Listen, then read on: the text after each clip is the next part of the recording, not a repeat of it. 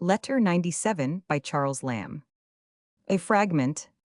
Sept. 8th, 1802.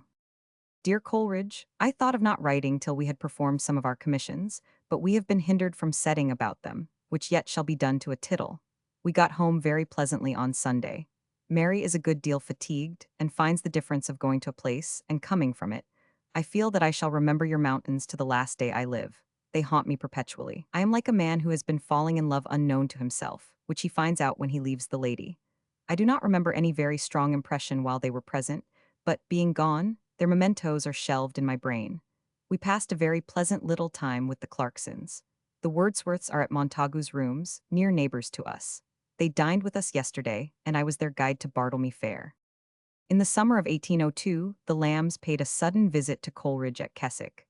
Afterwards they went to Grasmere, although the Wordsworths were away from home, but they saw Thomas Clarkson, the philanthropist, then living at Ulswater, see the next letter.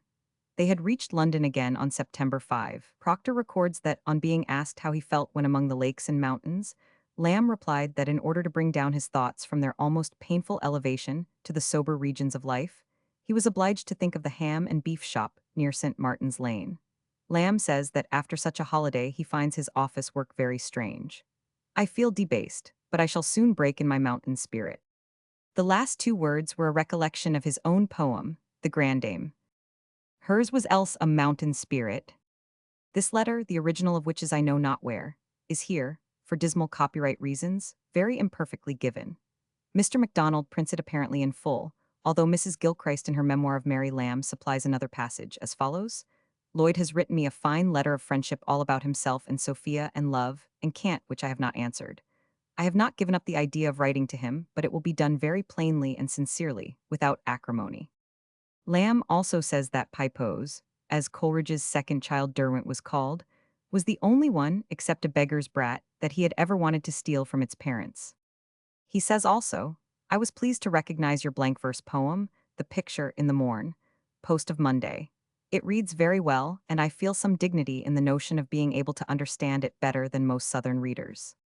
Coleridge's poem, The Picture, or The Lover's Resolution, was printed in the Morning Post for September 6.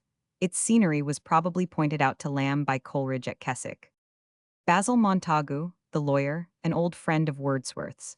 It is his son Edward who figures in the anecdote for fathers. Bartholomew Fair, held at Smithfield, continued until 1855, but its glories had been decreasing for some years.